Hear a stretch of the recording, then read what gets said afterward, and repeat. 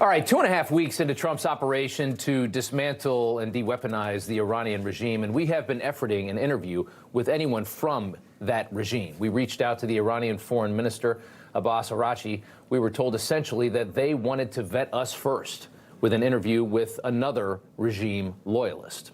Seyed Mohammad Marandi is a University of Tehran professor. His father, Ali Reza Marandi, is the former Minister of Health in Iran and senior advisor to the former Iranian Supreme Leader Ali Khamenei, who was blown up along with many other top regime members on the first day of this joint operation.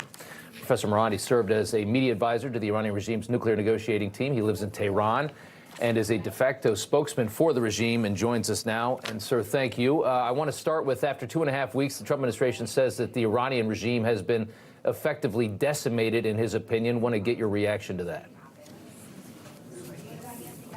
Well, I'm not a spokesman for the administration, but obviously the Trump regime is putting out propaganda, and we are seeing Iranian missiles and drones being fired in retaliation for this illegal assault on Iranian sovereignty.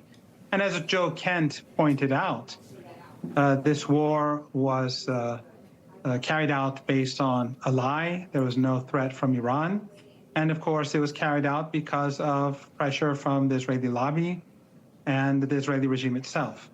So it is not legitimate, and that is why Iran feels that it has to defend itself, and it is doing so quite effectively.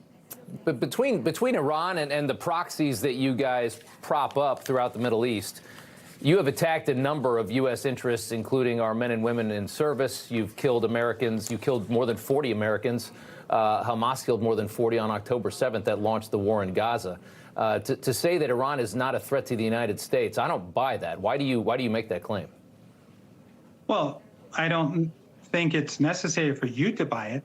These are the facts. The United States occupied Afghanistan. What about everything I just said? It wasn't. I'm responding. Okay. The United States occupied Afghanistan for 20 years. The United States illegally occupied Iraq. So when the Iraqi people resist, you cannot blame the United States. When the people of Afghanistan resist occupation, you cannot blame the Iranians. You have to blame the United States, whether in Iraq or in Afghanistan. That's the problem of the regime in Washington, not Iran's problem. If Iran entered U.S. territory and occupied it, you'd have the legitimate right to defend yourself. And so do the people of Iraq and Afghanistan. You can't blame a third party for the resistance of people against occupation.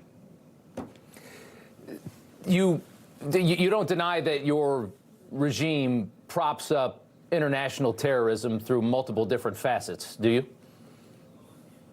Your regime does that. ISIS was created by your regime. Al-Qaeda was created by your regime. Al-Qaeda, what about Hamas the head and the of Houthi Al-Qaeda, rebels, Hezbollah? The Al-Qaeda head went to the White House. That's the same organization that you tell us carried out 9/11. So how are we supposed to figure out who's a terrorist in this world with your standards? I want to ask you this. Protests in your country are expected to ramp up as we head into the Persian New Year, which is this weekend.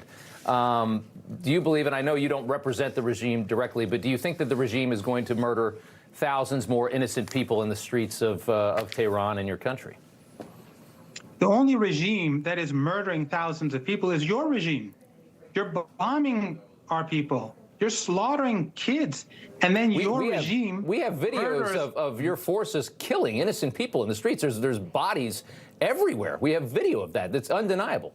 No, your regime bombed an elementary school, murdered 168 little girls, and your regime tried to pin the blame on Iran. And your fake news about Iran killing tens of thousands of protesters has the same amount of accuracy and legitimacy and honesty as your president, the head of your regimes, claimed that Iran fired missiles at the school. You're saying that your forces inside the country didn't kill thousands of people that tried to stand up to the regime, as they have done so many times in the past. You're saying that's a complete fabrication. That is your regime propaganda, absolutely. 300 officers of the law, 200 policemen and 100 others were murdered by the terrorists that were armed by your regime. Go and look at channel 14 of Israeli TV, which is close to Netanyahu. They said that the arms were brought in by a foreign intelligence agency, meaning the U.S. and the Israelis, that killed hundreds of police officers. One woman in your country was turning to the right and you shot her in the face. And you say that's legitimate. But in Iran, they killed hundreds of police officers. And you want to pin the blame on the police? 3,117 people were killed. All of them have the ID. They've all been identified and named. And agents from abroad armed people who are responsible for these deaths. You cannot blame Iran for something that your regime carried out. We know. No, everybody knows that you don't believe any of the things that you're saying. I mean, it's obvious there. Is it hard to continue propagandizing for this regime? I know you don't care what I think. I mean, I understand that, but it's like saying the sky is red. The sky is not red. Well, that's exactly what you do, because you are a part of that MAGA cult. It's a cult for you. Joe Kent, he's not your hero, Joe Kent. I didn't put him in power. Yeah. Joe Kent, I didn't put him in power. No. Your president did. He is saying exactly what I just told you. So if I don't believe what I say, then obviously he doesn't believe what he says. He said a very, very small fraction of what you just claimed, which is quite a bit of things. Let me ask you this: you just told me that I don't believe. You just told me I don't believe a word of what I said. I know you don't. That is part of what I said. So you're contradicting yourself now. Well, no, I just know. I know BS, and I know propaganda. I know what it looks like. I know your country is professional at that. You guys are pros. I'm sure you know BS because that's your job. Well, you've blacked out the internet in your country. You don't allow media to report on anything, and you're going to sit here and tell me that you're assassinating people using the internet. You use the internet to assassinate people. So we have the internet for people inside Iran, for Iranian apps, Iranian websites. But since your government, your regime, which is working with the Israeli regime to kill Iranian people, what percentage of the people? What percentage of the people in your country support the regime at this point, your estimation? The overwhelming majority on the streets every night. They're on the streets and demanding that the armed forces retaliate. Your propaganda, your regime propaganda, is deceiving a segment of American society. But the reality is getting through to the international community. People across the world are seeing what your regime is doing to my people, the murder that your regime is carrying out, and history will remember the role that each person played. Everything that I said is true, but everything that you say is Trump regime propaganda. Fair enough. Fair enough. I just want to get to one more thing before I let you go. Iran's new supreme leader is the son of the former Ayatollah. His father did not want this young man to lead your country. That is undeniable. Our intelligence agencies claim that's likely because the young man is gay. Your response to that?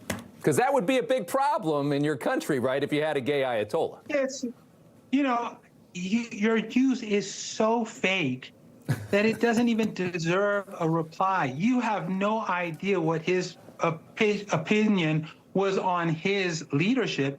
You're just making it up. And why did the father not want someone to be? He never said such a thing. Show me the tape. Show me the evidence. All right, who has tape of that? You're just making stuff up. That's how you work. That is how you justify killing kids, by making fake news. Well, I'll leave it there. I knew it was going to be an interesting conversation. We appreciate you coming on. Are you in a bomb shelter? Where do you live right now? Like, how do you stay safe? I live in Tehran, and I'm at a studio right now. You're at a studio. Okay. All right. Professor, we appreciate the time. Thank you.